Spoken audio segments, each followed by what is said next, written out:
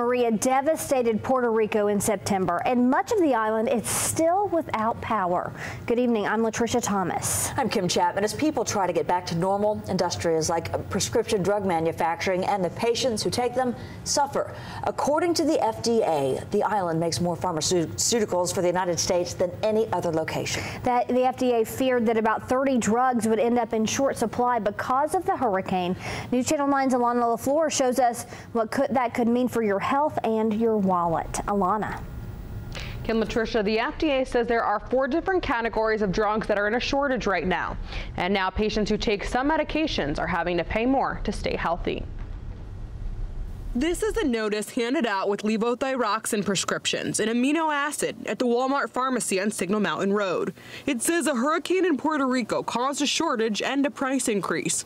Now that's being passed on to consumers who rely on the thyroid medication. For the rest of your life, you have to take this medication. You become really vulnerable to price increases. Melody Shikari takes a different medication for her thyroid condition. She switched over from levothyroxine a few months ago and avoided the increase. She still has concerns for people who still have to cough up more money for a chronic condition. You have to go to the doctor every year and monitor things. I've been frustrated by the fact that my thyroid condition changes by no fault of my own. A pharmacy staff member at the Walmart on Signal Mountain says normally a 1-month supply for levothyroxine is $4. A 3-month supply is $10.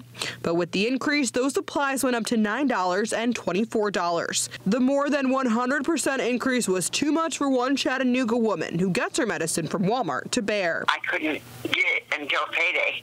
The FDA says manufacturers in Puerto Rico make almost 10% of prescription drugs used by Americans. At Access Family Pharmacy in Hickson, pharmacist Jordan Miller says they don't have a low supply of the levothyroxine yet, but they have seen fluctuations before. It's become a common thing to see the prices go up on medications that have been available generically for a long time here recently. A Walmart spokesperson tells us the only drug impacted at their pharmacies is the levothyroxine, and they're working to get prices back to normal. The FDA does not list that drug as one of the drugs impacted by Hurricane Maria, despite Walmart's notice. Initially, there were about 30 drugs the agency was watching, but most never went into shortages. Kim. Alana, thank you. And the damage left behind by Hurricane Maria has also led to a saline IV bag shortage nationwide. The director of pharmacy at Erlanger says they're trying to conserve Steroflip like saline where they can. Some doctors are using alternatives depending on the patient's situation. Park Ridge Hospital says staff there are encouraging physicians to administer via syringe when appropriate to conserve saline. Access Family Pharmacy also has a saline shortage.